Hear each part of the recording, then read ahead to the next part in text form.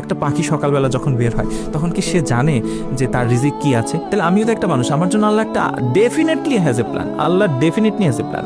তো আমি কেন অতিরিক্ত চিন্তা করব? আল্লাহ আপনাকে কখনোই হতাশ করবেন না আপনি যদি আল্লাহর উপর দৃঢ় বিশ্বাস রাখেন।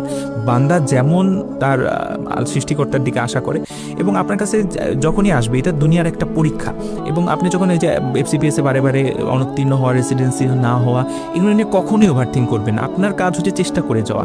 এবং আপনি আরেকটা কথা, তার মানে এই না যে আপনি অন্যদের থেকে কখনো পিছিয়ে পড়বেন না। সবার দিনই 24 ঘন্টা, কারো দিন কিন্তু 24 ঘন্টা থেকে বেশি না। আমি বলি যে if you don't do extra you will not get extra.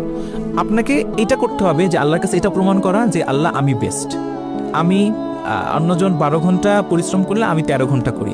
আল্লাহর কাছে যখন এটা প্রমাণ করবেন, আল্লাহ তো আমি বলি যে আহকামুল হাকিমিন, বিচারকদের মধ্যে সর্বশ্রেষ্ঠ বিচারক, তিনি নিশ্চয়ই আমি 13 ঘন্টা 1 ঘন্টা বেশি পরিশ্রম করছি, কারণ সিট তো লিমিটেড, 120টা সিট ধরেন, আমি ওই 12 ঘন্টা 1 ঘন্টা বেনিফিট পাবেনই আপনি। এটা আমার লাইফে ফিলোসফি।